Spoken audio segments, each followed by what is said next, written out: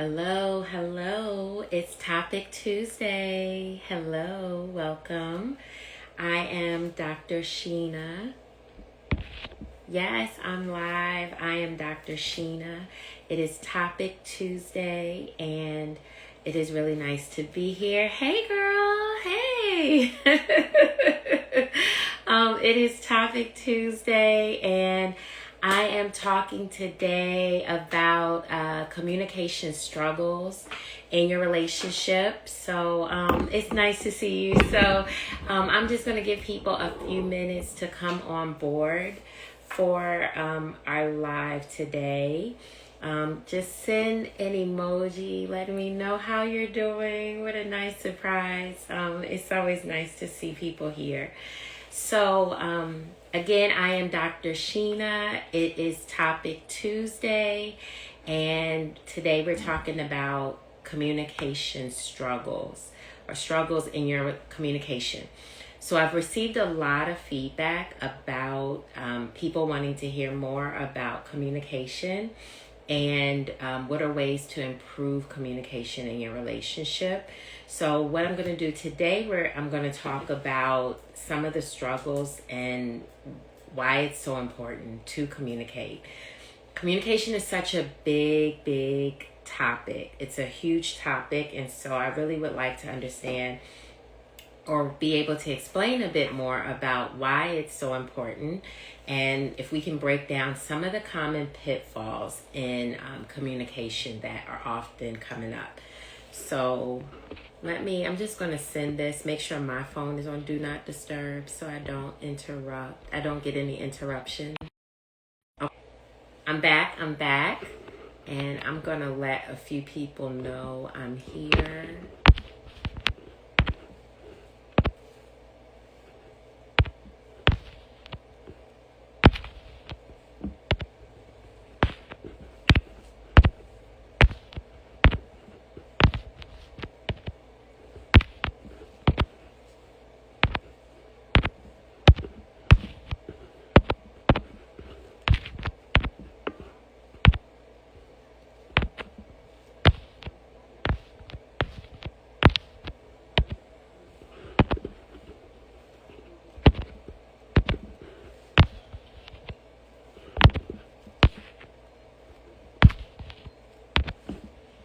Okay, so, all right, I just sent a few people.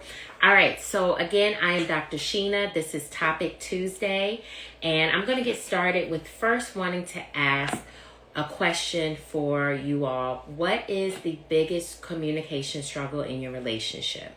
What is something that you typically find that you and your significant other argue about? I have this glare that keeps coming up. That's kind of bothering me. But what is something that you and your significant other are constantly struggle, that you all constantly struggle to talk about in your relationship? Just think about it for a moment. One thing I can share, being fully transparent, a communication struggle for me, I'll start, is probably talking about finances. That is probably one of the things that our communication, our hearing somehow gets a bit, it just shifts a bit, and we begin to struggle hearing and listening to each other when we're talking about finances. So that probably would be a specific area I'll identify. We have different spending habits. We're two different people. So we have different spending habits. We have different saving habits. And anytime you are bringing very different opinions and values together, it's usually harder to talk about those topics specifically. So that would be an area that I would say that we are growing and learning how to communicate in better. Just again, as you think of something, just kind of comment to yourself if you feel like sharing, or to someone else, or write it down, just kind of keeping a note about it. So communication, what helps communication is connection. It is People often say words don't matter, words don't mean anything. I strongly disagree, and I see this a lot in my work with couples. I would strongly disagree. Your words do matter, and the more connected you feel in your relationship, it does help communication. It helps because then you are practicing, you're able to talk to someone you trust. It helps because you can be a bit more vulnerable with them. And so, again, the more that you're connected with the person that you're communicating with, it's just going to help things go a lot smoother. An example I'm talking about is, think about like when you are talking and sharing with your partner. And when you're talking with them, how often can you think of examples of when you are sharing, but they're not really hearing what you're saying? So you're talking to them, but you don't have their undivided attention. You don't have their full attention, whether it's they're not making eye contact with you, whether they are not really responding when you are mentioning certain things. It's not like they're kind of grasping and taking it in. So that's an example of how you're not being connected. You're not feeling very connected with your partner in that moment, and that can hurt communication a lot. I used to do a training with for parents, and this example that I would use often, I'm going to try to act it out a bit right now, but this example that I would use very often with parents when you're talking to your children, and the importance of giving eye contact, listening, giving people your undivided attention when you're talking to them, is that you feel on the receiving end when someone's not listening to you. You feel it, you know it. Oftentimes you can tell. And so this is an example I would use. It's better when I have two people, but just imagine if you're talking to me right now, and as you're talking, I'm like, yeah, okay, I'm listening. That's what you hear people say all the time. I'm listening to you. Yeah. What are you saying? Yeah. Okay. And at no point, so just think about, what does that feel like on the receiving end when you're talking to someone and they never make eye contact? They never say anything to you. You're just getting a, yeah, I'm listening every so often to remind you they're there. But you're not really there. You're not really engaged and connected. And so that's an easy example I like to give to couples of the importance of feeling connected and knowing that you have your partner's attention when you're communicating. So what are some of the common pitfalls in communication? So some of the common pitfalls are, one, mind reading. Okay, yeah, absolutely. It was nice to see you. Absolutely. So three of the common pitfalls in communication. Number one is mind reading. So if you think about mind reading, how many times have you said, have you even heard your partner say, I cannot read your mind. I cannot assume to know what you are thinking. I don't know what you're thinking. We are not mind readers. I tell my couples this all the time. If I was a mind reader, if I could read your mind, I promise you I would have saved relationships a long time ago. I would have done this a long time ago. So you can't assume that your partner can read your mind. Even when you all have been together for 30, 20, 30, 40 years, 10 years, 20 years, you cannot read your partner's mind. You can predict certain behaviors. You can kind of pick up their energy because you're around them. You see them all the time. You kind of follow their patterns and everything. But I promise you, you cannot read their mind. You do not know exactly what they are thinking at all times. And so couples find themselves, that's like one of the most common pitfall is mind reading. Number two, defensiveness. Reacting instead of listening, okay? Reacting instead of listening. This is very, very, another common pitfall in communication is that we react. When we hear news, when we hear something from our partners, when we hear something, we take it in immediately. Before we even allow ourselves to process it, we usually can feel it, right? Y'all know I'm the feeling doctor. I love feelings. I encourage you to feel and express it. So we usually are immediately reactive, and usually what that means is we're defensive.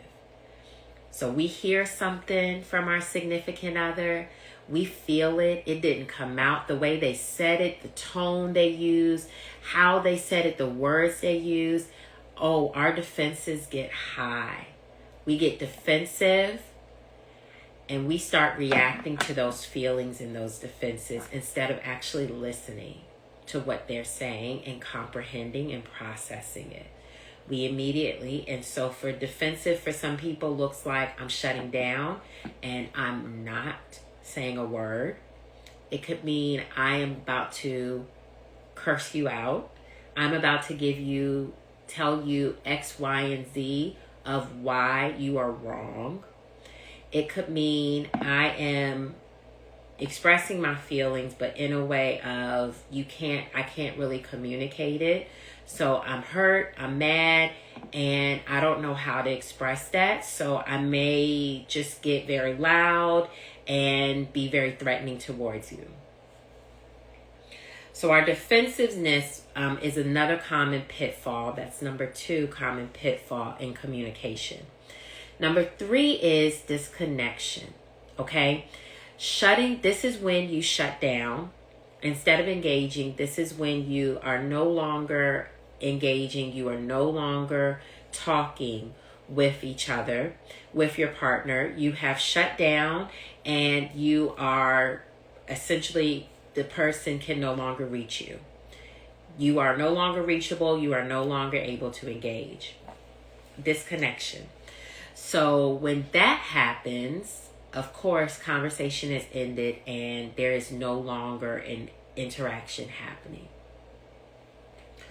So instead of mind reading, what I like to say, instead of trying to read your partner's mind, what you could do instead of mind reading is ask. Instead of assuming that you know what they're thinking, just check. That's what I like to tell my couples. Check. Check to see if you're right. Check to see if what you are picking up is accurate. You may be completely right, and you also may be wrong. So check with your partner. Ask them, I pick up that you are, or I think, this is what I think based on how you look, that you are so mad at me that you no longer want to talk to me and you're about to shut down. Am I right? I think, is this what's happening? I think that you are, that you have done X, Y, and Z. Am I right? Is that right? Is that what's going on for you? Just ask and check. Another way to stop defensiveness is to question. How are you? Very nice. Is to question. So today we're talking about some of the biggest communication struggles. Number 1, mind reading.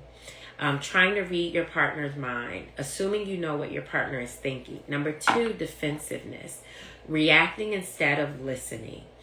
And number 3 is disconnection, is when you completely shut down and you're no longer engaging. And so 1, to go against mind reading, ask for clarity. Ask if you are guessing, if you are assuming what you're assuming is correct or not.